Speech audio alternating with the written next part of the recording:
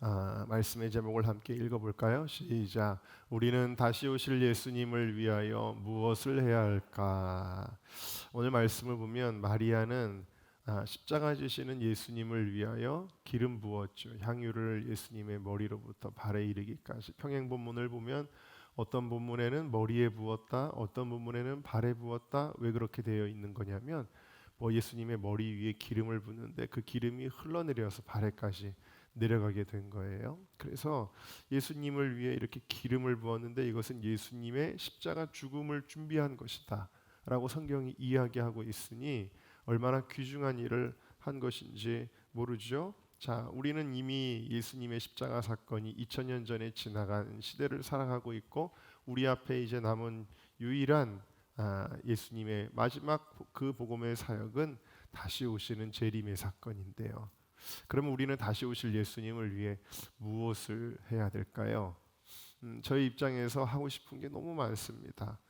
교회를 부흥시켜야 하고 다음 세대를 일으켜야 하고 또 미국에 갔다 오니까 정말 우리나라에도 그런 노아의 방주나 창조박물관 같은 것이 만들어지면 좋겠다. 이런 생각이 들고 사실 제가 이제 그 노아의 방주에 갔을 때 제 친구가 생각이 많이 났습니다. 왜냐하면 이제 어렸을 때 교회를 좀 같이 다녔던 친구인데 이제 미대를 나와서 그 미술 감독이 됐어요. 그리고 여러분들이 아는 많은 드라마의 세트장을 이 친구가 많이 했고 여러분들이 아는 영화의 세트장도 이 친구가 많이 했거든요.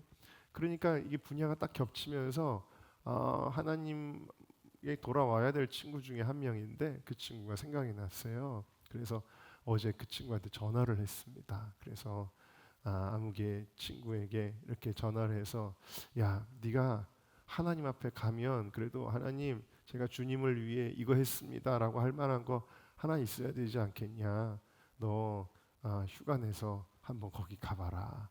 제가 그렇게 얘기했더니 얼마 전에 저랑 동갑인데 아기를 낳았어요. 그래가지고 이제 막 육아에 지금 너무 그래가지고 그래 그러면은 너 돌 되면 아기 돌 되면은 가는 걸로 그래서 저랑 그렇게 이제 약속을 했는데 그리고 계기를 통해서 하나님 앞에 다시 돌아오기도 하고 그랬으면 좋겠다. 하고 싶은 일이 어쨌든 되게 많아요. 뭐 컨퍼런스도 해야 되고 홀리위크도 해야 되고 많죠. 저에게도. 자, 그런데 이런 모든 것들 여러분들도 하고 싶은 거 많을 거예요. 주님을 위해 나도 다시 오실 예수님을 위해 하고 싶은 게 많이 있을 거예요. 그런데 그 모든 것들보다 더 중요한 거 한 가지를 오늘 여러분들에게 나누려고 하는 것입니다. 자, 원래 이 이스라엘 사람들은 시신에 향유를 붓는 관습이 있습니다. 근데 예수님이 돌아가시고 나서는 예수님의 시신에 향유 부은 사람은 없어요. 니고데모도 예수님의 시신에 향유를 붓지는 않았습니다. 왜 그러냐면 마리아가 향유를 지금 부었기 때문이에요.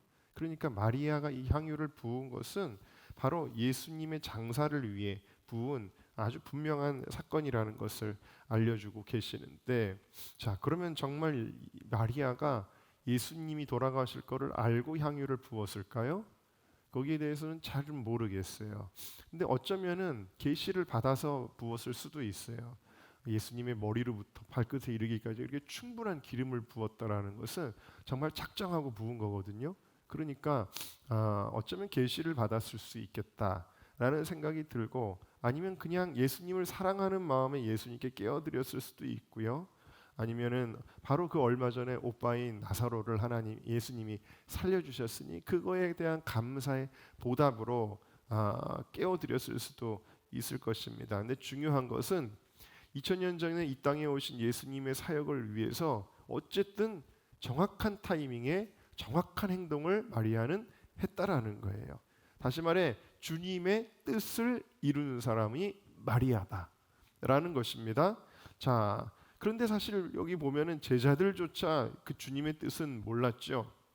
가난한 사람 도와야지 막 이러면서 아주 자기들이 무슨 정의로운 사람인 줄로 착각하면서 그러면서 마리아를 책망했잖아요. 지금 예수님의 뜻을 이룬 마리아를 그들은 책망했다라는 것은 그들은 주님의 마음도 뜻도 전혀 몰랐다라는 것입니다. 그런데 어떻게 마리아는 이 정확한 타이밍에 정확한 행동을 해서 예수님을 기쁘시게 하였을까요? 그렇게 될 수 있었던 이유들을 좀 살펴볼까요? 자, 첫 번째 같이 읽습니다. 시작. 주님을 정말 사랑하는 자가 주님의 뜻을 이룹니다. 마리아는 예수님을 사랑하는 사람이었어요. 여러분, 주님은 뛰어난 사람, 능력 있는 사람, 아주 지혜가 있고 똑똑한 사람, 아주 많은 경험을 가진 사람, 그런 사람들을 찾아서 쓰시나요? 아니에요. 주님이 찾는 사람은 단 한 가지, 사랑하는 사람이에요. 주님을 사랑하는 사람. 그러니까 나중에 베드로가 예수님을 부인하고 낙향했을 때에도 찾아가서 예수님의 한 가지를 물으시잖아요. 요한의 아들 시몬아, 네가 나를 사랑하느냐. 그러니까 주님은 지금도 누구를 들어 쓰시냐면 주님을 사랑하는 사람을 쓰시는 줄로 믿습니다. 가룟 유다는요, 오늘 본문에 보니까 겨우 은 30에 예수님을 팔아버려요. 오늘날에도 무엇 때문에 예수님을 따라가지 못하고, 무엇 때문에 예수님을께서 떠나가고, 무엇 때문에 예수님을 배반하고, 다 그 이유들이 굉장히 이 세상적이고 정욕적인 것들이지요. 왜요? 자기를 사랑하기 때문에 그런 것입니다. 반면에 마리아는 300데나리온을 받을 수 있는 이 향유 옥합을 깨었다 그랬는데, 300데나리온은 오늘날에 얼마쯤 해당하느냐? 대충 계산해 보면 한 5천만 원 정도 이상이 되는 것 같습니다. 왜냐하면 300데나리온은 그 당시 노동자들의 평균 연봉이기 때문이에요.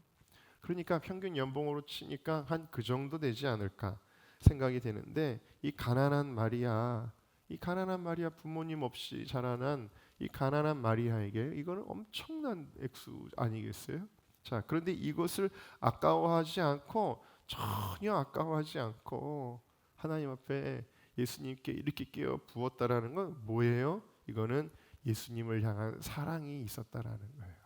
여러분들이 주님을 사랑하시면 주님께 드리는 시간이나 물질이나 노력이 아까워요, 안 아까워요? 하나도 안 아까워요. 할렐루야. 너무 그게 오히려 감사하죠. 주님께 내가 헌신할 수 있다라는 것이 감사할 뿐이죠. 여러분, 주님을 정말 사랑하시기를 주의 이름으로 축원합니다. 자, 두 번째 읽겠습니다. 시작. 주님과의 친밀함을 누리는 자가 주님의 뜻을 누립니다. 자, 비슷한 말인 것 같지만 조금 달라요. 무슨 얘기냐면, 주님을 사랑함으로 향유옥합을 깨어드리는 것은 그 순간에 얼마나 자기를 희생하며 헌신할 수 있는 그 사랑의 기준이라고 한다면, 이 친밀함이라고 하는 것은 그 관계의 지속성을 가리키는 것이거든요. 자, 이 마리아와 예수님의 관계는 어떤 관계냐면, 순간적으로 감격해서 향유옥합을 깨어드리는 관계가 아니라 친밀한 관계였어요. 오랫동안 요한복음 11장에 보면은 예수님도 이 마리아를 사랑하셨다 그랬어요. 사랑하는 가정이었어요. 이게 뭐예요? 관계를 보여주는 거예요. 사랑하는 사이였다. 누가복음 10장 38절에 보니까 예수님이 길 가시다가도 이 집에 들어가서 식사하시기도 하고 말씀을 나누시기도 하고 그랬다는 걸 볼 수 있고, 마태복음 21장에 보면 예수님이 예루살렘에서 사역하실 때조차도, 예루살렘에 입성하셔서 예루살렘에 사역하실 때조차도 굳이 밤에는 어디로 돌아가셨냐면 예루살렘 성 밖으로 나가서 이 집으로 가셨어요. 예수님이 유숙하신 곳이에요. 그러니까 이 집은 예수님을 모신, 마리아는 예수님을 모신, 가난하지만 예수님을 모시는 그 기쁨으로 예수님과의 관계를 누렸어요. 여러분, 오늘 우리가 성령님을 모시는 삶, 끊임없이 예배와 말씀과 기도로 여러분들의 관계가 친밀해지시기를 주의 이름으로 축원합니다. 친밀함은 어느 날 하루의 사랑으로 되어지는 것이 아니라 여러분들의 꾸준한 예배의 삶으로 되어지는 것이다 라는 거예요. 세 번째 같이 읽겠습니다. 시작. 사람의 평판에 연연하지 않고 주님만 바라보는 자가 주님의 뜻을 이룹니다. 아멘. 마리아는 칭찬받을 생각도 사람들의 칭찬받을 생각으로 한 것도 아닐 뿐더러 사람들의 비난에 굴복할 생각도 없는 것이죠. 마리아는 그저 누구만 바라보는 거예요? 주님만 바라보는 거예요. 예수님만 바라보는 거예요. 여러분, 우리가 자꾸 사람을 바라보면 주님의 뜻을 이룰 수가 없습니다. 오직 예수님만 생각하십시오. 오직 예수님만 바라보십시오. 사람들의 칭찬, 평판, 혹시 나는 비난은 피하고 싶어, 나는 욕은 안 먹고 싶어, 나는 교회에서도 사람들하고 부딪히는 일은 하고 싶지 않아. 우리가 이렇게 하면 안 되고 그죠? 예수님이 원하시는 거, 예수님이 말씀하시는 거라면 내가 제자들이 욕해도 향유옥합게 할 거야 하는 그러한 우리의 믿음이 필요하다라는 것입니다. 주님을 사랑하고 주님과의 친밀함을 누리며 주님만 기쁘시게 하는 성도가 되시기를 주님의 이름으로 축원합니다. 그래야 다시 오실 예수님을 위해 우리가 생각했던 그 무언가를 하게 될 거예요. 주님의 뜻을 이루는 자가 될 것입니다. 다시 첫 번째 질문으로 돌아갑니다. 우리는 다시 오실 예수님을 위하여 무엇을 해야 할까요? 네, 어떤 구체적인 비전을 받아서 여러분들이 구체적인 사역을 하는 거 다 좋습니다. 그런데 우리는 잘못하면 하나님의 뜻과 상관없는 일을 할 수도 있고 때로는 반대되는 일을 할 수도 있어요. 혹은 제자들처럼 이렇게 할 수도 있다라는 거예요. 자, 우리는 다시 오실 예수님을 위해 뭘 해야 되느냐? 가장 중요한 거를 해야 됩니다. 끊임없이 주님을 예배해야 합니다. 예배해야 돼요. 그래야 성령님이 우리 마음에 오시고, 그래야 성령님의 은혜로 우리가 주님을 사랑하게 되고, 그래야 성령님의 은혜로 우리가 아낌없이 헌신하며 주님과의 친밀함을 누리며 우리 안에 오신 성령님이 우리를 주장하사 주님의 뜻을 이루게 하시는 것입니다.